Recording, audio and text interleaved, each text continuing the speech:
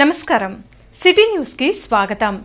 రాష్ట్రం అభివృద్ధి పదంలో ముందుకు వెళ్తూ ఉంటే వైసీపీ నాయకులు విమర్శించడమే పనిగా పెట్టుకున్నారని ఎమ్మెల్యే గల్లా మాధవి మండిపడ్డారు.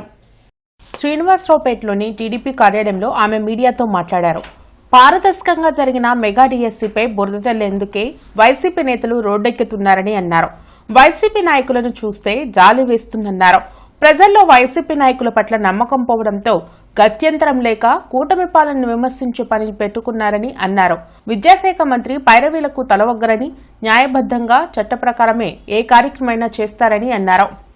ఒక ట్రాన్స్పరెన్సీని పరిచయం చేసిన నారా లోకేష్ గారు ఎంతో ప్రతిష్టాత్మకంగా తీసుకొని యువత అందరూ అల్లాడిపోతున్నారు. 5 సంవత్సరాల నుంచి వాళ్ళు ఇచ్చిన హామీలన్నీ ఒమ్ము చేసి రోడ్లు ఎక్కించిన పరిస్థితుల్లో ఈరోజు వాళ్ళ మీద ఫోకస్ చేసి ఎంతో 5 సంవత్సరాల నుంచి ప్రిపరేషన్లో ఉన్నవాళ్ళు వాళ్ళు అంత అరాచకము, అక్రమం, రెడ్ బుక్ అని మాట్లాడతారు. లేదంటే ఇట్లాగే ఏదైనా మనము ఆరోగ్యశ్రీ గురించి మాట్లాడతారు, డిఎస్సి గురించి మాట్లాడతారు. ఈరోజు మనం సంతకం దేని మీద పెడితే దాని మీద మాట్లాడతారు. సో పాపం ఇంక వేరే ఆప్షన్ లేదు వాళ్ళకి. కాబట్టి నాకు వాళ్ళ మీద జాలే వేస్తుంది. ఫస్ట్ నుంచి పాపం పైనుంచి కింద దాకా కూడా అదే ఫార్ములాలో ఉన్నారు. ఆ ఫార్ములా మార్చుకునే పరిస్థితి కూడా బహుశా వాళ్ళకి లేదని కూడా నేను చెప్తున్నాను ఈ సందర్భం. అంటే వాళ్ళ మాటలు, వాళ్ళ చేతులు ఏదైతే చూస్తున్నా. వైసీపీ హయాంలో బీసీలపై జరిగిన దమనకాండలో అనేక మంది మహిళలు, యువకులు బలైపోయారని ఎమ్మెల్యే నసీర్ అహ్మద్ ఆరోపించారు. వైసీపీ నాయకుల దాడిలో మరణించిన అమర్నాథ్ గౌడ్ ఆత్మ శాంతించాలని ఆయన చిత్రపటానికి ఎమ్మెల్యే నసీర్ అహ్మద్, బీసీ దళిత సంఘాల నేతలు పూలమాల వేసి నివాళులర్పించారు. ఈ సందర్భంగా ఎమ్మెల్యే నసీర్ అహ్మద్ మాట్లాడుతూ వైసీపీ మూకలు అమర్నాథ్ గౌడ్ ను హత్య చేసి 3 సంవత్సరాలు పూర్తయిందన్నారు. బీసీ బిడ్డలను బలి తీసుకున్న ఘటనపై అసెంబ్లీలో చర్చించి నిందితులకు శిక్ష పడేలా చేయాలని కోరారు. బడుగు బలహీన వర్గాల అభ్యున్నతి కోసం కూటమి ప్రభుత్వం పనిచేస్తుందన్నారు. ఈ కార్యక్రమంలో మానకొండ శ్రీనివాస్, బుజ్జి, గుడిపల్లి శ్రీవాణి, కనుమూరి వేడుకొండలు, రావులమణి, కుటుంబరావు తదితరులు పాల్గొన్నారు.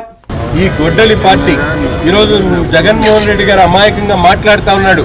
తాను అధికారంలో ఉన్నప్పుడు శాంతి భద్రతలను పూర్తిగా పక్కన పెట్టి తన అనుయాయులను కాపాడుకోవడానికి తన ఎమ్మెల్సీగా ఉన్నటువంటి ఆయన పేరేంటి అనంతబాబు తన డ్రైవర్ను ఆత్మ హత్య చేసి ఇంటి దగ్గర డోర్ డెలివరీ ఇచ్చినటువంటి పరిస్థితులు కానీ ఈ విధంగా అనేక ఆకృత్యాలు చేస్తూ ఈ గొడ్డలి పార్టీ ఈరోజు తిరిగి అధికారం కోల్పోయిన తర్వాత కూడా ప్రజలను మభ్యపెట్టేటువంటి ప్రయత్నం చేయడం, చంద్రబాబు నాయుడు గారు చేస్తున్నటువంటి అభివృద్ధి కార్యక్రమాల మీద రాష్ట్రం ముందుకు సాగుతున్నటువంటి పరిస్థితులను జనాలకు అర్థం కాకుండా చేసేటువంటి విధంగా కుట్రలు పన్నుతూ విధ్వంసానికి 2 ఏళ్లంటూ కార్యక్రమాలు తీసుకొని ముందుకు సాగుతా ఉన్నారు.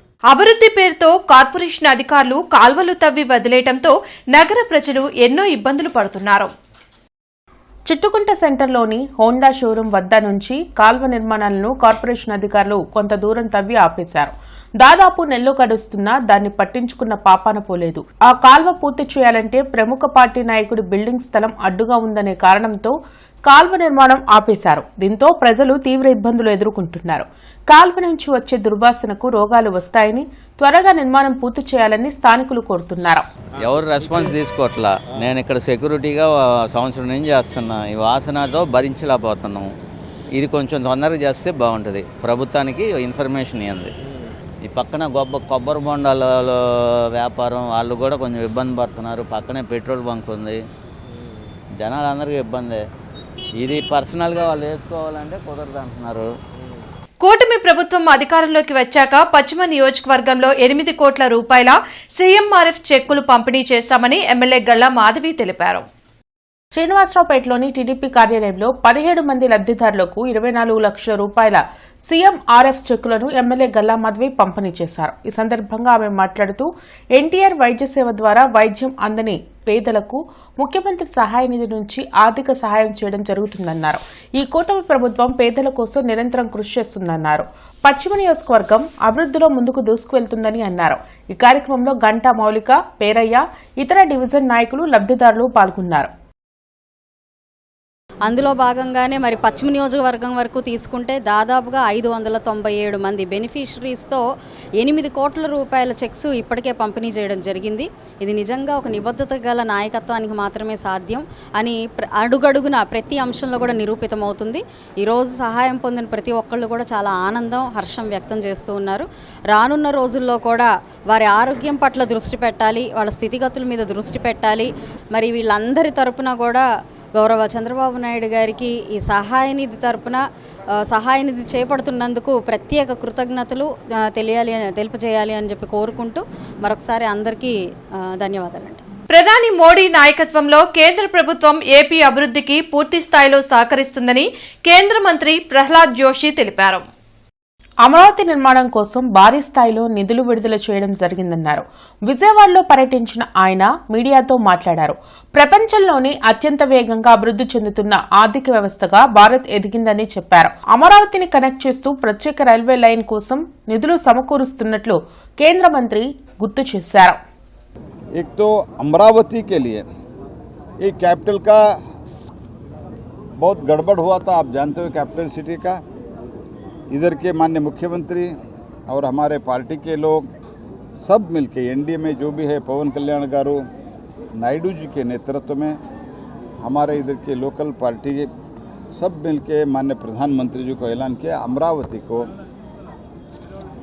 और सरकार, क्योंकि पहले जब बाबू साहब थे then it was decided as Amaravati, but उसके बाद 3, 4, 5 ऐसे कुछ भी बोला, तो इसके कारण ये समस्या आगे भी न होना, इसीलिए अमरावती को हमने पार्लियामेंट में पारित करके ये बिल पारित करके अमरावती कैपिटल करके हमने रिकग्निशन भारत सरकार से, आंध्र प्रदेश सरकार से, आंध्र प्रदेश अलग अलग पार्टियां जो है एनडीए में उनके रिक्वेस्ट पर किया है। उसके लिए इनिशियली 15,000 करोड़ हमने डेवलपमेंट के लिए माननीय मोदी जी ने दिया है और 11,000 करोड़ हडको ने फाइनेंसिंग किया है।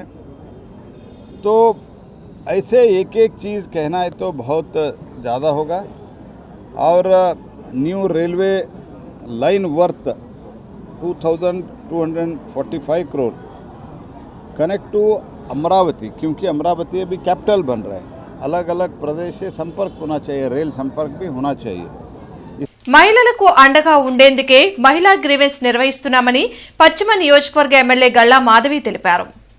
గత 10 నెలలుగా మహిళా గ్రీవెన్స్ నిర్వహిస్తున్నామని ఎమ్మెల్యే గల్లా మాధవి తెలిపారు. ప్రధానంగా మహిళలు, విద్యార్థులు సోషల్ మీడియా, ఈవిటీజింగ్ ద్వారా వేధింపులకు గురవుతున్నారని చెప్పారు. అటువంటి ఎన్నో సమస్యలను పరిష్కరించడం జరిగిందన్నారు.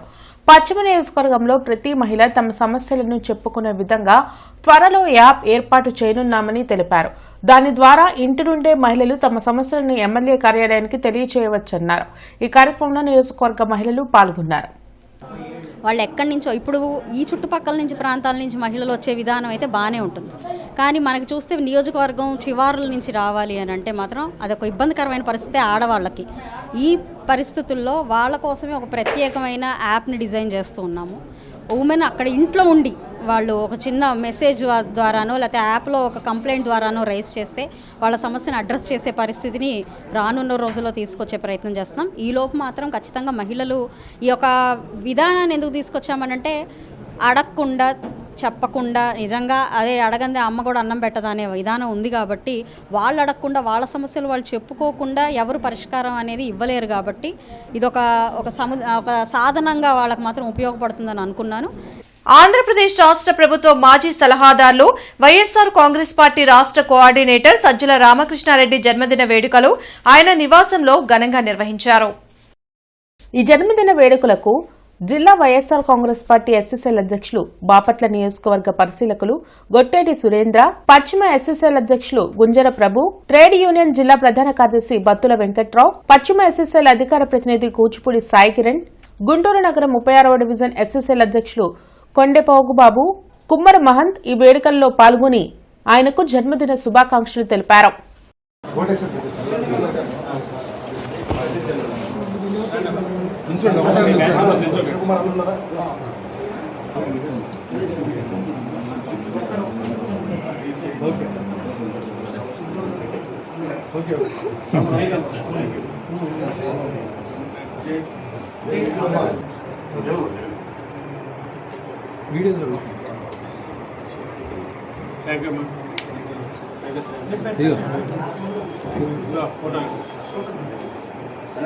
గుంటూరు జిల్లాలోని అన్ని ప్రైవేట్ మేనేజ్మెంట్ల ఆధ్వర్యంలో నడుస్తున్న అన్ని పాఠశాలల విద్యాశాఖ నుండి ఆర్టీఐ 2005లో జీవో నెంబర్ 53 ప్రకారం విధిగా ఫీజులు విద్యాశాఖ నిర్దేశించిన ప్రకారం మాత్రమే వసూలు చేయాలని డిప్యూటీ డీఈఓ యేసురత్నం తెలిపారు.